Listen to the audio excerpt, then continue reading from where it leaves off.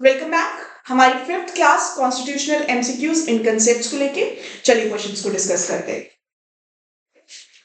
The theory of legislature was invented by, आपका constitutional GK का question है ये। पूछे जा रहे हैं यूजीसी नेट के अंदर, काफी पूछे जा रहे हैं। जूरिस्प्रूडेंस की फॉर्म में पूछे जा रहे हैं, वैसे भी डायरेक्टली भी पूछे जा रहे हैं।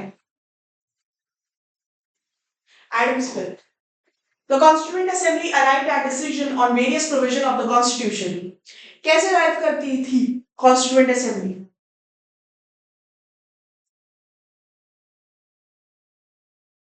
By consensus. अगर आप कॉन्स्टिट्यूशन के अंदर प्रीएम्बल से पहले जो कॉन्स्टिट्यूशनल हिस्ट्री का पार्ट दे रखा है उसको अगर आप ध्यान से पढ़ेंगे तो ये एक्ट्स आपको, ये सारी की सारी चीजें आपको वहां पे मिल जाएंगी। Not this legislature but constituent assembly से जितने भी आपके क्वेश्चंस रिलेट करते हैं वो सारे के सारे आपको वहां पे मिल जाएंगे।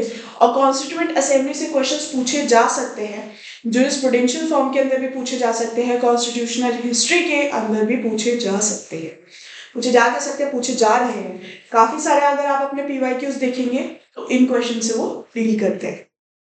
चलिए next, which of the following amendments is related to GST? one of the very important question, हमारा one of the very very important question. In fact इसके अंदर जितनी भी अमेंडमेंट्स दिए हुए हैं वो सारी की सारी इंपॉर्टेंट है, क्योंकि अमेंडमेंट्स ना करते हुए भी बहुत बार पूछी जा चुकी है और बैक टू बैक किसी ना किसी फॉर्म में पूछी जा ही रही है।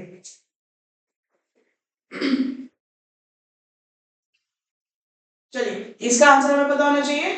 101st अमेंडमेंट है जो जीएसटी से डील करती है।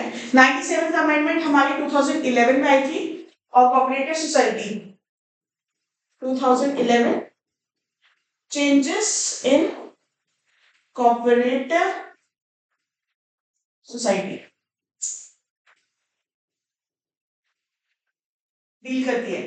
ठीक है, उसके बाद 98th अमेंडमेंट 2012 की अमेंडमेंट है। किस लिए आई थी वो? एस्टैब्लिश करा था उसने एक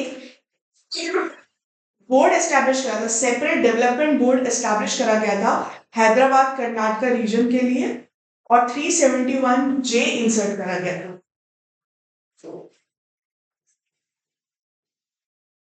371 जे आर्टिकल इंसर्ट करा गया था, सेपरेट डेवलपमेंट। उसके बाद आपकी 100th अमेंडमेंट 2015 की है जिसको हम लोग लैंड बाउंड्री एग्रीमेंट भी कहते हैं, जो इंडिया और बांग्लादेश के बीच में हुआ था। 2015 की अमेंडमेंट है land boundary agreement. Land boundary agreement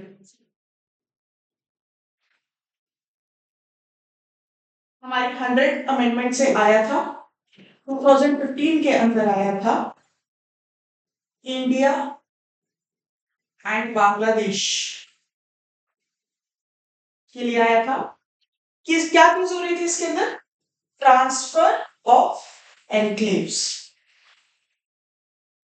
कौन से एनक्लेव्स ट्रांसफर हुए?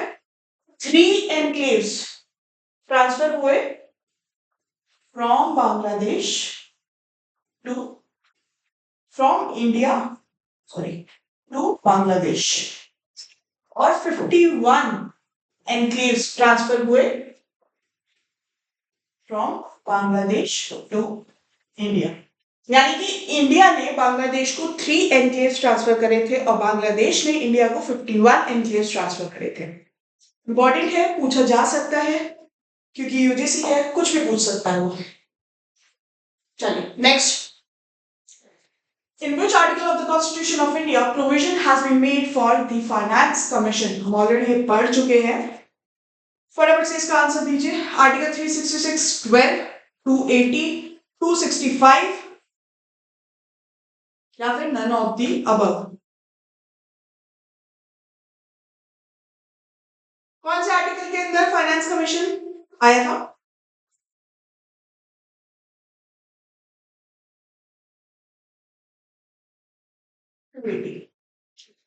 45.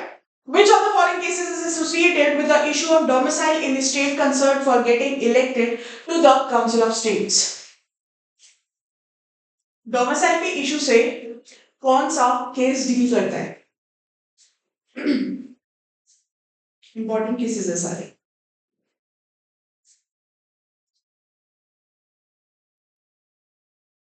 Correct answer Kuldip Nayar. कुलदीप नैयर के केस में तो हमें चीज पता चल गई कि वो किस चीज से डील करता है. Issue of domicile in the state concern for getting elected to the council of states. लेकिन बाकी तीन, Rameshwar Prasad versus union of India का जो केस है वो डील करता है किस चीज से? Power of governor and dissolution of Bihar legislative assembly से. ठीक है. फिर सतवंत सिंह का केस है right to travel and legal validity of passport issuance. और एस आर बोमाई का केस हम ऑलरेडी डील कर चुके हैं प्रेसिडेंट रूल से. चलिए next, article 371 of the constitution deals with. तो आप इसके अंदर ये चीज देखिए कि आर्टिकल 371 जनरली जब हम कॉन्स्टिट्यूशन पढ़ते हैं तो ऐसे आर्टिकल के ऊपर हम लोग फोकस नहीं करते हैं. बट अगर आप आज की डेट में अपने सारे कॉम्पिटिटिव एग्जाम्स का पैटर्न देखेंगे, चाहे वो यूजीसी हो या फिर चाहे वो स्टेट जुडिशरी हो या फिर आपका पीसीजे का एग्जाम हो, सारे के सारे कॉम्पिटिटिव एग्जाम्स के अंदर अब ऐसे आर्टिकल्स के ऊपर फोकस करा जा रहा है जिनको हम लोग इंपॉर्टेंट नहीं समझते थे. रीजन भी सिर्फ एक रीजन है कि जितने भी एक कंपटीशन बढ़ चुका है बहुत ज्यादा. दूसरा, recently amendments issues in articles के ऊपर उठाए जा रहे हैं. तो अगर आप रीसेंट जजमेंट से, रीसेंट जीके से अवेयर है, लीगल जीके से अवेयर है, कुछ नहीं करना लीगल जीके से अवेयर होने के लिए जुरिस ज्ञान का चैनल फॉलो कर लीजिए. इसके अंदर अपडेट्स आते ही रहते हैं. नहीं तो लाइव लॉ या बार एंड बेंच की किसी की भी एक की सब्सक्रिप्शन ले लीजिए और जो डेली के आपके केसेस अपलोड होते हैं उसके ऊपर उनको पढ़ लीजिए. जुरिस ज्ञान के चैनल पे ऑलरेडी काफी सारी जजमेंट्स 2024 और 2023 की अपलोड करी जा रही है साइमल्टेनियसली. उनको प्लीज पढ़ लीजिएगा. 2024 की अराउंड 108 जजमेंट्स हैं जो अपलोड करी गई है, सीरीज में अपलोड करी गई है. बहुत क्रिस्प में आपको केसेस जितना पता होना चाहिए उतना बताया जा रहा है. इससे ज्यादा इजी तरीका, इससे ज्यादा इंफॉर्मेशन और आपको कहाँ मिलेगा? चलिए इसका आंसर है A, establishment of central university in Andhra Pradesh. 371 deal करता है central university in Andhra Pradesh से.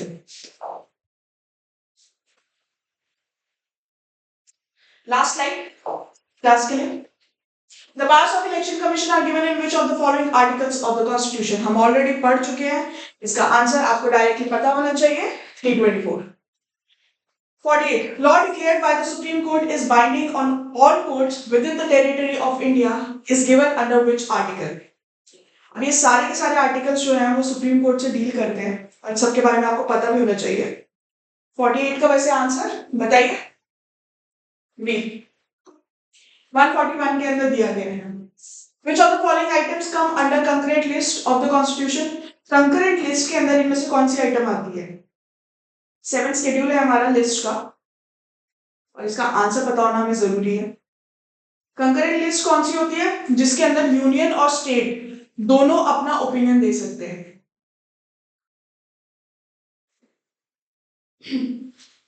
Correct answer trade unions. That is all for this video. Next video में हम लोग हमारे सेट ऑफ क्वेश्चंस की लास्ट सीरीज को डिस्कस करेंगे. All the very best.